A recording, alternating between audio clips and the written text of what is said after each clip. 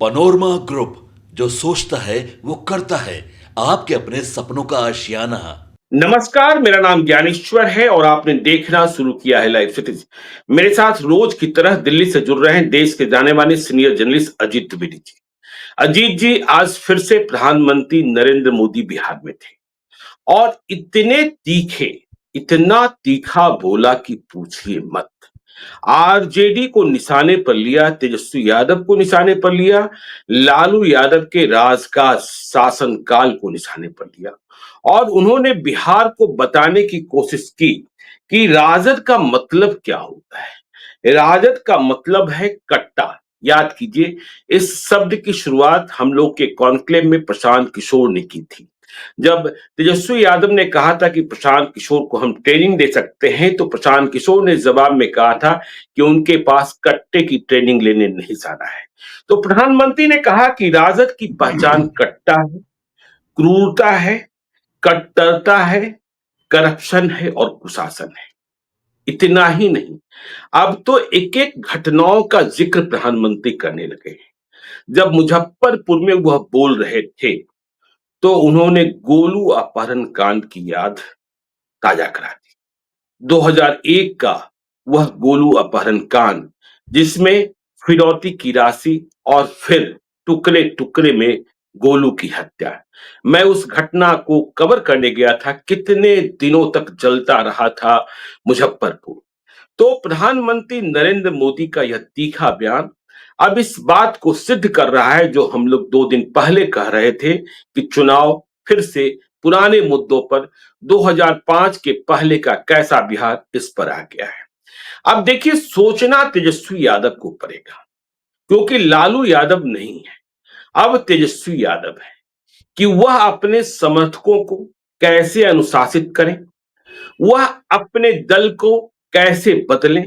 क्योंकि कल जिस तरीके से टेकारी में, गया के टेकारी विधानसभा क्षेत्र में हिंदुस्तानी अवाम मोर्चा के विधायक अनिल कुमार पर हमला बोला गया, यदि उनके साथ सुरक्षा गार्ड न होते, हवाई फायरिंग न की होती, उनकी गाड़ी पर जिस तरीके से ईंट पत्थर बरसाए गए, और किन लोगों पर आरोप लग रहा है।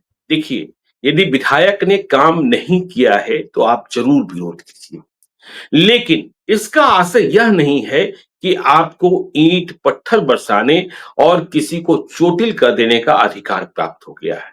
यह तांडव बिहार फिर से नहीं देखना चाहता है। और तो और छोड़िए, तेज प्रताप यादव का महनार में किस तरीके से विरोध हुआ और विरोध करने वालों ने किसके जिंदाबाद के नारे लगाए, यह तेजस्वी यादव को सोचना होगा। और जब चुनौती इतनी गंभीर है, तो आपको यह सिद्ध करना है कि आप जाना कहां चाहते हैं। आप अपने समर्थकों को नियंत्रित करेंगे तो शायद संभव है कि जो सर्व समाज है वह आपको स्वीकार भी कर ले। लेकिन यदि ये नियंत्रित नहीं हुए, 2020 का पहला चरण आपकी सफलता के नाम था, लेकिन दूसरे चरण में कैसे गड़बड़ होने लगा था, हाजीपुर का एक वीडियो कैसे वायरल हुआ था, यह सबको पता है। तो तेजस्वी जी को यह तय करना है कि उन्हें अपने पार्टी के, अपनी पार्टी के, अपने दल के कार्यकर्ताओं को किस तरीके का संदेश देना है, कहां किस बात का विरोध करना है और कहां किस बात का समर्थन करना है। नहीं तो चुनौती वहां खड़ी हो जाएगी कि आप मुख्यमंत्री बनेंगे नहीं बनेंगे, क्योंकि आपने तो मान लिया है कि 14 नवंबर को मुख्यमंत्री बन रहे हैं, तो आप मुख्यमंत्री बनेंगे नहीं बनेंगे।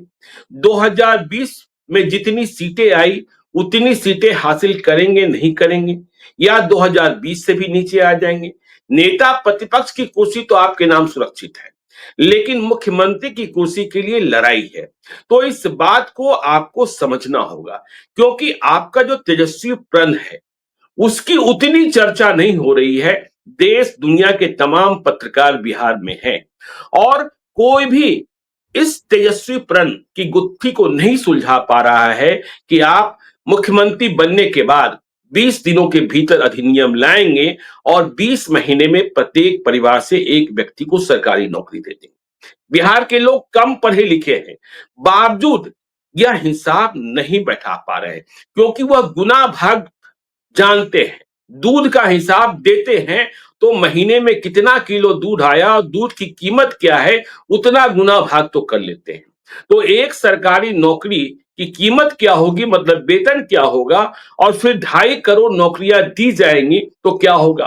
और फिर देखिए, बीजेपी ही नहीं, जो पुराने लोग हैं वह यह भी बताने लगे हैं कि 2005 के पहले जो सरकारी सेवा में थे, उन्हें क्या समय पर तनख्वाह मिलता था, पेंशन की राशि मिलती थी। पेंशन की राशि भी कई कई महीनों के बाद जारी होती थी। तो तेजस्वी जी, नरेंद्र मोदी चुनौती पेश कर रहे हैं, आपके कार्यकर्ता इस तरीके का बर्ताव कर रहे हैं जो आपकी चुनौतियों को ज्यादा गंभीर बना रहे हैं और आपके अवसर को कमजोर कर रहे हैं। यह बड़ी चेतावनी आपके लिए है और आपकी पार्टी के लिए है। आगे अजीत जी, आपकी टिप्पणी। देखिए ज्ञानेश्वर जी, प्रधानमंत्री का जो भाषण हुआ, हम लोग उस पर जी। चर्चा करेंगे। उसके पहले जो 2-3 और बातें हैं, हम लोग उससे अपनी बात शुरू करते हैं। एक तो जी। कल हम लोगों ने चर्चा की थी उस वीडियो की, बेलागंज के मनीष यादव की, जिसमें उन्होंने कहा था कि 20 लाठी मारेंगे। और आप बिल्कुल। देखिए कल के बाद से ये इतना वायरल है, ये पूरा इशू इतना वायरल है, समूचा सोशल मीडिया और जितने पत्रकार वहां घूम रहे हैं वो सब अपनी तरफ से पोस्ट कर रहे हैं, लिख रहे हैं। महिलाएं लिख रही हैं कि अब वो दौर नहीं रहा, वो समय नहीं रहा कि जब आप महिलाओं को लाठी से मारिएगा या किसी को भी लाठी से मारिएगा और लाठी से मार करके उसको मजबूर करिएगा कि आप जहां चाह रहे हो वहां वह वोट करें। ये वो दौर बिल्कुल। था जब जिस समय बूथ कैप्चरिंग होती थी और लाठी के दम पर आप जाकर के बूथ कब्जा कर लेते थे। जो आपकी मर्जी के बगैर बगैर वोट नहीं डालने वाला होता था उसको आप बूथ पर नहीं पहुंचने देते थे। तो ये नैरेटिव बड़ी तेजी से फैला। जो आपका एक समर्थक था, सिर्फ एक आरजेडी का एक समर्थक, उस व्यक्ति ने इतना इस बात को, उसकी बात इतनी वायरल हो गई और इतना डैमेज कर दिया इस एक मसले पर कि आपको अब उसका डैमेज कंट्रोल करना मुश्किल हो रहा है। सोशल मीडिया का बिल्कुल। तमाम आपके पास आईटी के लोग हैं, इसके बावजूद नहीं कर पा रहे हैं, क्योंकि हर आदमी ये सवाल पूछ रहा है कि भाई ऐसा कैसे आज के दौर में कोई कह सकता है कि 20 लाठी मारेंगे और कैसे वोट दे देगी दूसरी तरफ। तो ये जो एक हम लोग चर्चा की है, 24 घंटे के अंदर आज हम देख रहे हैं कि वो एक नैरेटिव का पार्ट है बिहार में। तो बिल्कुल। प्रधानमंत्री की तो पूरी टीम की नजर रहती है तमाम चीजों पर, जो क्या हो रहा है वो रियल टाइम में भाषण करते हैं। अब दूसरी बात यह है कि जो हम दो घटनाएं आपने बताई, अनिल कुमार के ऊपर हमला और तेज प्रताप के ऊपर। तेज प्रताप तो सगे भाई हैं, इसके बावजूद बिल्कुल। आपके लोग अगर उनके ऊपर हमला करते हैं, आपके नाम के नारे लगाते हैं, अब आप बाद में भले कहते रहिए कि वो आपके लोग नहीं थे, लेकिन इससे जो धारणा बननी है वो तो बन गई धारणा कि आप, एक तो जी। पहले से ये धारणा बनी हुई है कि आपने भाई को, बहन को, किसी को आपने, आपके सबके साथ झगड़े हो गए और ऊपर से अब ये इस तरह की सड़क पर लड़ाई होगी तो उसका क्या मैसेज होगा, क्या नैरेटिव होगा, अनिल कुमार के ऊपर हमले का क्या नैरेटिव होगा। और उसके बाद मतलब ये दोनों घटनाएं तो आपने बता दी। हमने एक वीडियो देखा, एक दिल्ली की पत्रकार है आरफा खानम शेरवानी, वो बिहार में अभी चुनाव कवर कर रही हैं। वो एक बच्चे का इंटरव्यू कर रही, वो 20 साल का बच्चा था, लड़का, नौजवान, उसका इंटरव्यू कर रही थी। उसने कहा कि वो वोट करेगा आरजेडी के खिलाफ, वो एनडीए को वोट करेगा। तो उसने कहा, इन्होंने पूछा क्यों आप एनडीए के खिलाफ वोट करोगे, तो उसने कहा उस बच्चे ने कि जंगल राज था आरजेडी 2005। के खिलाफ वोट करो, क्यों आरजेडी के खिलाफ वोट हाँ, करोगे? क्यों आरजेडी के खिलाफ वोट करोगे, मतलब तुम एनडीए को क्यों करोगे, आरजेडी के खिलाफ क्यों करोगे। तो उसने कहा कि 2005 के पहले जंगल राज था। फिर पत्रकार ने पूछा कि भाई तुम्हारी तो इतनी उम्र भी नहीं लग रही है, तुम्हारी तो उम्र 20 साल है, तो तुमको कैसे, तुमने देखा है अपनी आंखों से। तो वो बच्चा कह रहा है कि हमने अपने घर के लोगों से सुना है, हमने अपने बुजुर्गों से सुना है कि उस समय क्या हालात होते थे और किस तरह की स्थिति होती थी। रिपोर्टर उसके बाद लगातार आर्गुमेंट पर आर्गुमेंट करती जा रही है। वो तो रिपोर्टर यहां तक जा रही है, ये कहने तक जा रही है कि तुम अपने से आजमा के देखो एक बार। लेकिन वो बच्चा अड़ा हुआ है इस बात पर कि हमने अपने घर के लोगों से कहानियां सुनी हैं कि 2005 के पहले किस तरह का माहौल होता था, क्या स्थिति होती थी 2005 के पहले। तो ये जो एक नैरेटिव है, जो ये बात कही जा रही है कि नौजवान पीढ़ी जिसने नहीं देखा है वो वोट कर सकता है तेजस्वी यादव से, वो प्रभावित हो सकता है, मोटिवेट हो सकता है उनके एजेंडे से। तो ये एक वीडियो इस बात की बानगी है, इस बात का सबूत है कि अब वो स्थिति नहीं है। कोई लोग अंधेरे में नहीं रह रहे हैं कि नौजवान नहीं देखा, अपनी आंखों से जो चीजें नहीं देखी है वो उसको उसको उस पर यकीन नहीं करेगा जो अपनी आंखों से नहीं देखा है। भाई अगर अपनी आंखों से, तो ब्राह्मणवाद भी लोगों ने नहीं देखा है ना बिहार के लोगों ने, लेकिन समूचा आरजेडी और समूचा आरजेडी का इकोसिस्टम, उसके प्रवक्ता जिस 5000 साल पहले के ब्राह्मणवाद की मिसाल देते हैं, वो किसी ने अपनी आंखों से थोड़े देखा है। आप किस जी। आधार पर पिछड़ी अति पिछड़ी जातियों को पोलराइज करने की कोशिश करते हैं? किस आधार पर अगड़ी जातियों को गालियां देते हैं? 35 साल से जब आपका राज है, और उसके पहले भी राज था, उसके पहले भी ऐसा नहीं था कि सिर्फ फॉरवर्ड मुख्यमंत्री होते थे, उसके पहले भी रामसुंदर दास दलित समाज के हों या कर्पूरी ठाकुर अति पिछड़ा समाज के हों। तो जब आप ये नैरेटिव बनाते हैं, वो भी तो किसी ने नहीं देखा था कि 100 साल पहले क्या होता था, फॉरवर्ड लोग क्या करते थे। आज की तारीख में जो ये लोग कहते हैं ज्ञानेश्वर जी, हम थोड़ा इसको नैरेट इसलिए कर रहे हैं ताकि इसका कोरिलेशन है। आज कहता है सब आदमी कि लालू यादव ने खटिया पर बैठने की इजाजत दी, नहीं तो लोग खटिया पर नहीं बैठने देते थे।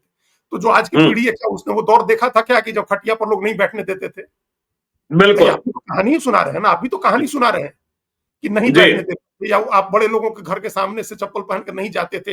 हालांकि ये सब बहुत बनावटी बातें हैं, लेकिन किसी ने आज की पीढ़ी में किसी ने ये तो नहीं देखा है ना, जो आज 35 साल का भी जो व्यक्ति होगा वो लालू यादव का ही राज देख रहा है, और या नीतीश कुमार का राज देख रहा है, पिछड़ी जाति का राज देख रहा है। वो 3-4 मुख्यमंत्री हुए हैं पिछले 35 साल में, 2 यादव, 1 दलित और 1 कुर्मी। तो यही राज देख रहे हैं लोग। तो ये कब की बात थी कि लोग खटिया पर नहीं बैठने देते थे और बोलने नहीं देते थे, तो लालू यादव ने जबान दी? ये भी तो आप कहानी ही सुना रहे हैं। तो इसी तरह से दूसरी तरफ से कहानियां सुनाई जा रही हैं। ये तो ताजा मामला है, 2005 के पहले का मामला है। आप 1990 के पहले की कहानी सुना रहे हैं, और आपको लग रहा है कि 2005 के पहले की कहानी लोग मत सुनाएं। आप तो 1990 के पहले की कहानी सुनाइए, और दूसरा व्यक्ति 2005 के पहले की कहानी न सुनाए।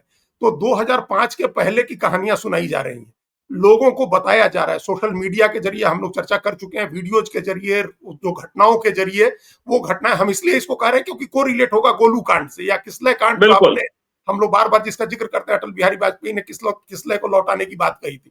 तो ये जो घटनाएं, जो जिस तरह की घटना हुई टेकारी में, या जिस तरह की घटना महनार में हुई, या जिस तरह के बयान वहां बेलागंज में दिए गए, ये तो एक हिस्ट्री का पार्ट है ना, एक हिस्ट्री के रिपीट करने का एक संकेत मिल रहा है ना कि एक ये इतिहास।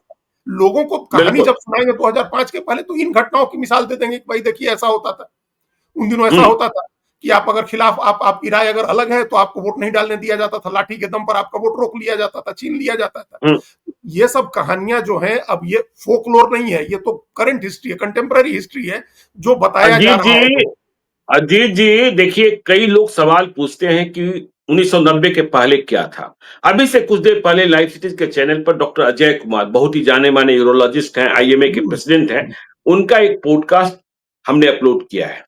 तो कल हमने उनसे बातचीत की थी, तो हमने उनसे पूछा, यही समझने की कोशिश की थी कि हमारे दर्शक देख भी सकते हैं उस पॉडकास्ट को, कि आप 1983 में इंग्लैंड छोड़कर, वह इंग्लैंड में अपनी सेवाएं दे रहे थे, इंग्लैंड छोड़कर पटना आ गए थे, तो क्या आपको भय नहीं लग रहा था कि आप एक ऐसे प्रदेश में जा रहे हैं जहां बहुत भय है, जहां बहुत किडनैपिंग है, जहां शाम के बाद निकलना संभव नहीं है? डॉक्टर अजय कुमार ने कहा कि जब मैं 1983 में आया था तो भय बिल्कुल नहीं था, भय बिल्कुल नहीं था। गरीबी थी, बिजली कम थी, सड़कें खराब थी, लेकिन भय नहीं था। इसका कहीं खतरा नहीं था कि यदि रास्ते में निकलेंगे तो कोई गोली मार देगा या कोई अगवा कर ले जाएगा। लेकिन 1990 के बाद जो स्थितियां बिगड़ी, वह उन्होंने उदाहरण दिया। देखिए, डॉक्टर का पहला अपहरण आपके ही चंपारण में हरिनगर से डॉक्टर कार का हुआ था, और उसके बाद जो परिस्थितियां बनी, जैसे ही अगवा हुए डॉक्टर कार छूटे थे, वह बिहार छोड़कर भाग गए थे। तो 1990 के पहले जो लोग पूछते हैं, देखिए, गरीबी थी, बिजली कम थी, लेकिन भय नहीं था। बिल्कुल ठीक बात है, बिल्कुल ठीक बात है। तो उस समय की आप कहानियां सुनाते हैं, और कोई आदमी 2005 के पहले की कहानी सुना रहा है, तो आप लोग नाराज हो जा रहे हैं, आरजेडी के लोग, कि भाई क्यों कहानी सुना रहे हो उस समय की। यार, ये तो कंटेम्पररी हिस्ट्री है, ये तो पता नहीं होगा लोगों को ना। और उसके बाद जो घटनाएं हो रही हैं, उनसे ये बातें प्रमाणित हो रही हैं। देखिए, 1983 के बाद जब स्थितियां बिगड़नी 90 के बाद शुरू हुई, आज हम उस दिन, जैसे हम एनके सिंह के एक आर्टिकल का आपको हमने मिसाल दी थी, जो इकोनॉमी को लेकर के, बिहार की इकोनॉमी को लेकर के लिखा था। आज नीरज कौशल का आर्टिकल छपा हुआ है, वो पढ़ाती हैं अमेरिका में, कोलंबिया यूनिवर्सिटी में। उन्होंने बिहार की इकोनॉमी को लेकर के लिखा है, और पिछले 3 साल से जो नेशनल जीडीपी का एवरेज है, उससे कहीं ज्यादा, कोरोना के समय भी कहीं ज्यादा था, और आज भी उससे ज्यादा 9.5% के हिसाब से जीडीपी की रेट बढ़ रही है बिहार की। लेकिन जिस पोजीशन में पहुंच गया था बिहार, उस पोजीशन से आगे ले जाना अपने आप में एक बड़ा टास्क है। इस बात को समझने की जरूरत है कि नीतीश कुमार को कोई बड़ा उनको कांटों का ताज मिला था, कोई उनको ऐसा शासन नहीं मिला था कि जहां से उन्होंने डुबा दिया। आप नेशनल जीडीपी में 6% से घटा करके 4% पर ले दिए थे बिहार का जीडीपी। नेशनल जीडीपी के 4% हो गया था वो 2005 में, 1990 से 2005 में। तो उसको ठीक करने में लगे हुए हैं नीतीश कुमार। तो खैर वो एक छेपक की तरह आ गई बात, चूंकि आपने बात की अजय कुमार की। तो अब ये जो नैरेटिव है 2005 का, ये नौजवानों को सुनाया जा रहा है, उनके घर के बुजुर्ग सुना रहे हैं, भारतीय जनता पार्टी प्रयास करके सुना रही है और प्रधानमंत्री के भाषणों में लगातार इस पर अपना फोकस है। इसी क्रम में आज उन्होंने मुजफ्फरपुर में गोलू अपहरण कांड को भी याद किया, और जो परिभाषा आपने दी, कट्टा हो या क्रूरता हो या करप्शन हो, कुशासन हो, ये प्रधानमंत्री ने इसी संदर्भ में कही है। ये जो इस मैटर ऑफ फैक्ट है, इसको आप फैक्ट से झुठलाइए। आज के तारीख में क्या हो रहा है, जब आप लड़ने से या बहुत जोर जोर से बोलने से कोई चीज नहीं प्रमाणित होती है, क्योंकि जनता को यकीन दिलाना होता है। अल्टीमेटली जनता मालिक है, उसको वोट करना है, उसको आपको यकीन दिलाना है कि आप कैसे बदल गए हैं, कैसे उस समय वाले को आप डिसोन कर रहे हैं। क्या डिसोन कर रहे हैं तेजस्वी यादव? भाई हम लोगों ने देखा कि राहुल गांधी ने कहा कि बड़ी अतीत में गलतियां हुई हैं कांग्रेस। राहुल गांधी ने 1984 के सिख विरोधी दंगों के लिए माफी मांगी है देश से। राहुल गांधी ने इमरजेंसी के लिए माफी मांगी है। प्रधानमंत्री मनमोहन सिंह ने इमरजेंसी के लिए माफी मांगी है।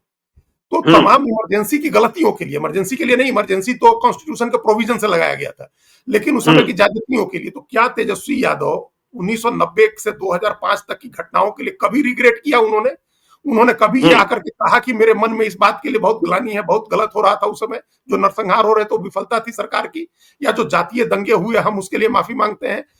अपने उन 15 साल में आपके पिताजी अपनी दादी के राज के लिए राहुल गांधी माफी मांग रहे हैं। आप अपने माता पिता के नाम पर माफी नहीं मांगेंगे उनके राज के लिए, उस समय की घटनाओं को रिग्रेट नहीं करेंगे, और उसके बाद आप चाहेंगे कि उनका जिक्र भी नहीं किया जाए। तो ये नहीं होना है, क्योंकि पॉलिटिक्स बहुत ब्रूटल गेम है। इसमें आपकी एक भी कमजोरी पकड़ में आ गई तो उसको लोग जो है उसका इशू बनाएंगे। आपको लड़ना होगा। आप उसका तरीका यह है कि आप प्रधानमंत्री को जवाब दीजिए कि नहीं, उस समय नहीं होता था ऐसा, या हुआ, हम बिहार की जनता से कहते हैं कि गलत हुआ, उस समय हम माफी मांगते हैं और हम बदल गए हैं, हमको वोट करिए। फिर जनता पर छोड़िए कि जनता क्या करती है। लेकिन उसके पहले, जैसा आपने कहा, प्रधानमंत्री के ये अभी और भाषण और रैलियां होनी है, अमित शाह के भी की रैलियां होनी है, नीतीश कुमार की भी हो रही है, और हर व्यक्ति 2005 के पहले के बिहार की मिसाल देगा। हर आदमी उसके पहले की बात बताएगा, और वो सिर्फ हम लोग एक पहलू से लोग देखते हैं कि अपराध बहुत ज्यादा था, अपहरण था, हत्याएं हो रही थी, नरसंहार हो रहे थे, कानून व्यवस्था और भी कई तमाम चीजें थी, जो सोशल अनरेस्ट था, जो सामाजिक विभाजन था, वो अपने चरम पर था। उस समय सामाजिक विभाजन जो बिहार का हुआ, उसके पहले कभी नहीं रहा है जिस तरह का सामाजिक विभाजन हुआ। आप कहते हैं कि आवाज देने का, बोलने का, पहले से बिहार के लोगों के पास आवाज थी, बोलते थे। आपने सामाजिक विद्वेष फैलाया, आपने आर्थिक संकट पैदा किया बिहार में, आपने पलायन की समस्या बढ़ाई बिहार। तो ये तमाम चीजें हैं, इन सब पर डिस्कशन होगा, इसको आप रोक नहीं सकते हैं। इनके बरक्स आप जो एजेंडा रख रहे हैं, वो एजेंडा इतना सुपरफिशियल है, इतना काल्पनिक है कि उस पर कोई यकीन नहीं कर रहा है। आप खुद ही अपने गंभीर हो गए अपने एजेंडे को लेकर के, अपने वादे को लेकर के, आप उसमें कोई गंभीरता नहीं मान रहा है। हम कल देख रहे थे इंटरव्यू, दो अपने बड़े पत्रकार हैं पटना के, वो दिल्ली के, वो पहुंचे हैं, उन्होंने इंटरव्यू किया तेजस्वी यादव का भी और मुकेश सहनी का भी। कह रहे हैं कि हम 1 साल में दुगना कर देंगे बजट बिहार का। भाई 1 साल में बिहार का बजट दुगना कैसे हो जाएगा? क्या ऐसा कर दीजिएगा? कौन सी ऐसी इकोनॉमिक एक्टिविटीज होगी जिससे दुगना हो जाएगा बजट बिहार का? नहीं, मैं तो प्रतीक्षा कर रहा हूँ अजीत जी, मैं प्रतीक्षा कर रहा हूँ। मैंने अजीत अंजुम जी का वो इंटरव्यू देखा तेजस्वी यादव जी के साथ, तो अजीत अंजुम जी ने स्ट्रेट फॉरवर्ड पूछा कि आप कैसे करेंगे, ये कहां से 9 लाख रुपए लाएंगे, क्या प्लान है? तो उन्होंने कहा 2-3 दिनों में हम बता देंगे। 2-3 दिन नहीं, 4 दिन गुजर गए हैं, मैनिफेस्टो भी जारी हो गया, तेजस्वी प्रण भी हो गया, लेकिन बताया नहीं जा रहा है। मुझे भी समझ में नहीं आ रहा है कि ये भाई पैसा आएगा कहां से? कितना टैक्स बढ़ा दीजिएगा, कितना डीजल पेट्रोल की कीमतें बढ़ा दीजिएगा, कितना सर्किट रेट बढ़ा दीजिएगा, कहां से आएगा? कितनी बिजली की कीमतें बढ़ा दीजिएगा? बिजली फ्री देने की बात कर रहे हैं, अनाज फ्री देने की बात कर रहे हैं, सब कुछ तो फ्री ही हो रहा है। तो वही अजीत अंजुम ने उनसे भी पूछा और बाद में मुकेश सहनी से भी पूछा, मुख्यमंत्री के दावेदार और उप मुख्यमंत्री के दावेदार, दोनों से उन्होंने पूछा बजट दुगना कर देंगे क्या? भाई बजट तो तब बढ़ेगा जब इकोनॉमिक एक्टिविटीज बढ़ेंगी, जब जीडीपी बढ़ेगी हमारी, तब तो बढ़ेगा।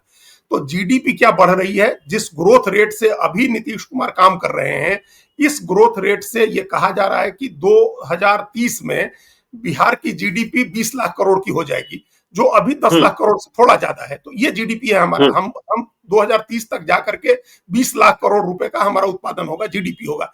सोचिए जब जब जब अब पूरे देश की आज जीडीपी 400 लाख करोड़ हो गई है, हम 500 लाख करोड़ की इकोनॉमी होने की तरफ बढ़ रहे हैं और अभी हमारा हिस्सा 5% है, जीडीपी में 5% से भी कम है। तो इसको कैसे बढ़ा दीजिएगा इतना ज्यादा कि सिंपल उन्होंने भी, अजीत अंजुम ने भी 9 लाख करोड़ का ही पूछा कि भाई 9 लाख करोड़ का बजट बैठता है सिर्फ वेतन का, क्या सॉरी, तो वेतन खाली थोड़े देंगे आप, उसके इस्टेब्लिशमेंट का कॉस्ट भी तो होता है, बिल्डिंग्स होती हैं, बिजली का खर्च होता है, पानी का खर्च होता है, उठने बैठने का खर्चा है, तो इस्टेब्लिशमेंट का कॉस्ट बहुत बड़ा होता है। तो आप कहां से ले आएंगे और बाकी सारी एक्टिविटीज कैसे चलेंगी उसके बाद, जो कैपिटल एक्सपेंडिचर है या इंफ्रास्ट्रक्चर के फंड है या दूसरे और काम है उसका कैसे करेंगे, दूसरी जो योजनाएं आप शुरू कर रहे हैं, 2,500 रुपए महिलाओं को फ्री, 2,500 रुपए महिलाओं को भी देना है, तो वो सबका पैसा कहां से आएगा? तो पैसा कहां से आएगा उसका कोई हिसाब नहीं है।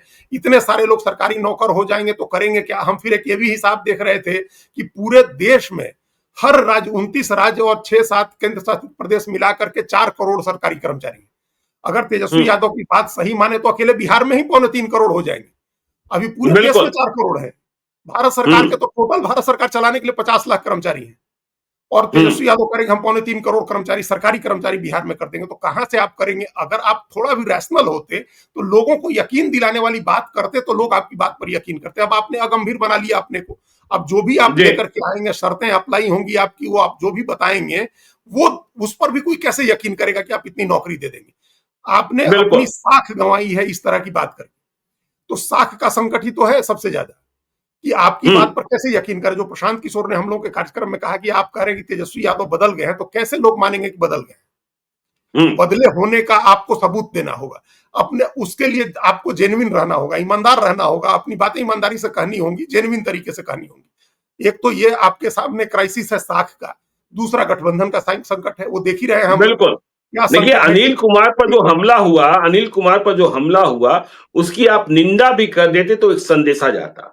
लेकिन वहां तो आप बिल्कुल हार्डकोर पॉलिटिशियन हो जाते हैं और आपको लगता है कि भाई कैसे वोट पोलराइज होगा। तो ऐसे वोट पोलराइज नहीं होता है, ऐसे तो विद्वेष बढ़ जाता है और तनाव बढ़ जाता है। जिस A to Z की आप बात कर रहे हैं, देखिए टेकारी में जो कुछ हुआ उसकी चर्चा पूरे बिहार में हो रही है।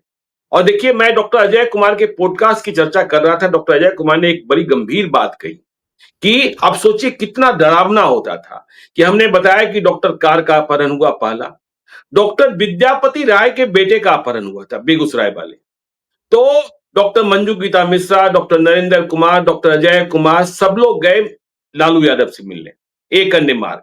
लालू यादव ने पहले तल्ले पर जो बेडरूम था वहीं बुला लिया और जैसे ही डॉक्टर मंजू गीता मिश्रा को देखा, आज भी हैं बिहार की सबसे जानी मानी गायनेकोलॉजिस्ट हैं मंजू गीता मिश्रा और शांति राय, तो उन्होंने डॉक्टर मंजू गीता मिश्रा को कहा, डॉक्टर अजय कुमार के हवाले में कह रहा हूं कि लालू यादव ने कहा मैडम गार्ड उड रख लीजिएगा, बिना गार्ड के मत चलिएगा, हथियार वाला गार्ड रखिएगा, बहुत पैसा है आपके पास। अब सोचिए यदि कोई मुख्यमंत्री, जैसा डॉक्टर अजय कुमार ने कहा है, यदि इस तरीके से किसी डॉक्टर को कहे तो वह तो और असुरक्षित हो जाएगा ना। बिल्कुल बिल्कुल यही स्थिति भाई। अभी तो आप डॉक्टर्स की बात करें, आप जिनके पास बहुत पैसा था उनको, उनके ऊपर तो खतरा था ही और मुख्यमंत्री ने खुद ही मान लिया कि खतरा था। हम जो ये गोलू के फादर तो बैंक में नौकरी करते थे, बिल्कुल बैंक में नौकरी करते थे, सरकारी कर्मचारी थे। क्या पैसा मिलता होगा उस समय सरकारी कर्मचारी को कि उस बच्चे को उठा लिया गया और स्कूल जाते हुए और ले जाकर के उसकी हत्या कर दी गई। हमने आपके उस पर बताया था कि हमारे दोस्त के पिताजी का अपहरण हुआ था, तो नाजिर थे ब्लॉक और उनके भतीजे को उठा लिया गया बगहा में, या वहीं बगहा या नौतन में कहीं से, पश्चिमी चंपारण में, और हम लोग 3 रात भटकते रहे थे सोर्स खोजने के लिए कि कैसे संपर्क किया जाए वहां लोगों से। तो सरकारी कर्म मतलब क्लर्क हो या बैंक में आदमी काम कर रहा हो, उसके बच्चे को भी उठा लिया जाता था। पैसे का कोई दूसरा आमदनी का साधन नहीं था, इकोनॉमिक एक्टिविटीज तमाम बंद हो गई थी और उसके बाद जिसके पास भी थोड़ा बहुत पैसा होने की बात होती थी, 10-20 हजार 50 हजार लाख रुपए के लिए लोगों के बच्चों को उठा लिया जाता था, हत्याएं हो जाती थी। तो ये इस बात की कहानियां अगर कोई सुनाएगा तो आप उसको रोक थोड़े लीजिएगा, उसका मुंह, उसकी जबान थोड़े बंद कर लीजिएगा।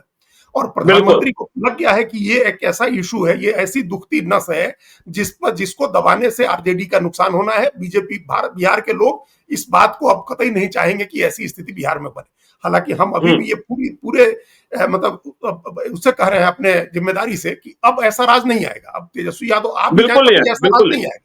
क्योंकि अब जी। समय बहुत बदल चुका है, अब स्थितियां बहुत बदल गई हैं बिहार में, और और तेजस्वी तेजस्वी यादव भी वैसे है भी नहीं, तेजस्वी वैसे बिल्कुल है भी नहीं। वही तेजस्वी यादव उस तरह की राजनीति भी नहीं करेंगे, उस तरह के पोलराइजेशन की, उस तरह के राजनीति की जरूरत नहीं है उनको, कि ऐसे लोगों की जरूरत नहीं है जो इस तरह के काम करते हो, ऐसे लोगों को प्रोटेक्ट नहीं करेंगे। लेकिन इसके बावजूद भय तो भय है, भय तो ऐसी काम करता है, अनदेखा भय ही होता है ना। आज तक भूत किसी ने देखा थोड़े है, लेकिन भूत से डरते हैं लोग ना, भूत की कहानियों से तो डरते हैं लोग। बिल्कुल। ऐसा थोड़े है कि लोग कहेगा कि आप भूत देखे हैं तो उसे लोग डर भाग जाते, नहीं भागता है। तो इसलिए जी। 2005 के पहले का बिहार आपने देखा है, ये कह के आप किसी के मन से डर नहीं निकाल सकते। तो अगर भय हम्म। है तो वो इसी में काम करेगा, जिस तरह से, जिस राजनीतिक नैरेटिव के तौर पर वो काम लिया जा रहा है उसका, उस तरह से वो काम करेगा। तो इसलिए हम्म। प्रधानमंत्री उसी बात पर थ्रस्ट है, उनका लगातार उसी बात पर थ्रस्ट है। वो कुछ पोलराइजेशन की बातें भी कर रहे हैं, धर्म के आधार पर हम्म। पोलराइजेशन की बातें वो भी कर रहे हैं, और अमित शाह भी कर रहे हैं। जैसे आज उन्होंने बड़े सटल तरीके से ये कहा, राहुल गांधी का रेफरेंस देते हुए, कि उनको विदेश जाने की तो फुर्सत रहती है, लेकिन 500 साल के इंतजार के बाद मंदिर बना है तो वहां जाने की फुर्सत नहीं हुई है। ये बात दोनों के हम्म। संदर्भ में है। तो ये जी। बहुत सटल तरीके से उन्होंने ये बात कही। फिर छठ वाली बात का भी उन्होंने जिक्र किया कि भाई छठ बिल्कुल। में अपमान किया गया छठी मैया का। हम्म। तो ये वो अब अमित शाह को देखिए, वो कह ही रहे हैं कि 100 शहाबुद्दीन आ जाए तब भी वो आतंक का राज नहीं लौटेगा, या 100 हम्म। खिलजी आ जाए तब भी वो नालंदा नहीं चलाया जा सकता है। तो इस तरह की बातें भी कही जा रही है, पोलराइजेशन की भी बातें हैं, लेकिन नहीं, वो आज आगे आज काम नहीं अजीत कर जी, आज अजीत जी अमित शाह की प्रेस कॉन्फ्रेंस थी पटना में, सरकारी प्रेस कॉन्फ्रेंस थी। उसमें राजनीतिक सवाल नहीं लिए गए थे, लेकिन अमित शाह प्रेस कॉन्फ्रेंस की समाप्ति के बाद पत्रकारों से अनौपचारिक मिल रहे थे, और उनसे वह कह रहे थे कि देखिए, बिहार में हम उतनी बड़ी लीड अभी हासिल कर चुके हैं जितनी बड़ी लीड की कल्पना कर हम बिहार नहीं आए थे। तो सोचिए, अनौपचारिक बातचीत में अमित शाह ने यह कहना शुरू कर दिया कि हमारी लीड और ज्यादा बढ़ गई। अब किन कारणों से बढ़ी है, महागठबंधन में जो देरी हुई, महागठबंधन में जो किचकिच चली, या फिर ये सारे घटनाक्रम जो हैं, क्योंकि देखिए नीतीश कुमार इस तरीके से रेखांकित नहीं कर रहे हैं, गोलू अपहरण कांड, किसले अपहरण कांड या कोई अपहरण कांड नहीं कर रहे हैं, लेकिन नरेंद्र मोदी और अमित शाह बिल्कुल सीधे टारगेटेड टारगेटेड फायरिंग कर रहे हैं। हाँ, तो वो है, उनका अपना स्टाइल है। नीतीश कुमार को पहले भी कभी इस तरह की बातें करते हम लोग नहीं देखते हैं। वो एक वो लोगों के दिमाग में ही बैठाते हैं कि 2005 के पहले कुछ नहीं था और जो हुआ सो हमने किया। ठीक है, उनकी एक लाइन अपनी पकड़ी हुई है। अब जो अमित शाह ने कहा उसका कारण एक तो ये हो सकता है कि जो हाल का ये पूरा घटनाक्रम है, उनको ये फीडबैक होगी, लगातार सर्वे की टीम है, कि ये जंगल राज का नैरेटिव जो है वो लोगों को समझ में आने लगा है, लोग इस बात को लेकर के चर्चा करने लगे हैं, और जब ये लोगों के जहन में आ जाएगी ये बात, तो फिर उसका नुकसान होगा बड़ा। उसके अलावा आप देखिए ना, अलायंस थोड़े अलायंस की तरह लड़ रहा है। कल राहुल गांधी आए थे तो हम तो देखे ज्ञानेश्वर जी की, तो वो तो उल्टा तेजस्वी यादव को ही ट्रोल कर रहे थे, हमको लग रहा है। मंच से वो तेजस्वी यादव को ही ट्रोल कर रहे थे। उन्होंने कहा कि प्रधानमंत्री अंबानी की शादी में गए थे, तो भाई प्रधानमंत्री गए थे तो आपके बगल में जो मंच पर बैठे हुए ये भी तो गए हुए थे। सही बात। तेजस्वी यादव भी तो पूरे परिवार के साथ, पूरा परिवार, लालू यादव, राबड़ी देवी, मीसा भारती, पूरा 10-12 आदमी गया था यहाँ से जहाज में भर के वहां अंबानी की शादी में। तो तो राहुल गांधी मोदी जी को अटैक कर रहे थे या तेजस्वी जी को अटैक कर रहे थे? वो किसको ट्रोल कर रहे थे अंबानी की शादी में जाने की बात करके? फिर उन्होंने कहा कि मोदी जी के लिए कहा कि मोदी जी नाचने लगेंगे वोट के लिए। तो भाई नाचते हुए तो 2 वीडियो अभी तेजस्वी यादव का वायरल हो रहा था। एक चैनल के प्रोग्राम में डांस कर रहे थे और एक दिन मरीन ड्राइव पर डांस कर रहे थे। तो वहां भी बड़ी हैरानी हुई कि मोदी को ट्रोल कर रहे हैं, तेजस्वी को ट्रोल कर रहे हैं। और पूरा कैंपेन जो है, देखिए तेजस्वी थोड़े चाहते हैं कि मोदी आए बीच में बिहार के कैंपेन में। वो तो चाहते हैं कि उनके नाम पर वोट हो, उनके चेहरे पर सारा नैरेटिव रहे, और ज्यादा से ज्यादा नीतीश कुमार की बात, कि नीतीश कुमार का शासन जो है बिहार का बीजेपी का शासन। और राहुल गांधी बार बार नरेंद्र मोदी को ले आकर के उसको नेशनल पर्सपेक्टिव दे रहे हैं, उसको नेशनल लड़ाई बना रहे हैं। तो नेशनल लेवल पर मोदी और राहुल गांधी की लड़ाई है। बिहार में तेजस्वी की मोदी से लड़ाई थोड़े है, लेकिन क्योंकि देखिए, अब तो तेजस्वी यादव और आरजेडी, देखिए बिहार में महागठबंधन सरकार की बात ही नहीं हो रही है। जितने होर्डिंग्स लग रहे हैं उसमें तेजस्वी यादव भी चेहरा दिखाई पड़ रहे हैं, और तेजस्वी सरकार की बात हो रही है, महागठबंधन सरकार की बात नहीं हो रही है, तेजस्वी सरकार की बात हो रही है। जो आपने बहुत पहले नोटिस किया था, जो वोट पाइप्स वाले आए हुए थे, कि बिहार में जितनी भी वॉल पेंटिंग है उसमें कहीं महागठबंधन सरकार नहीं है, वहां तेजस्वी सरकार है।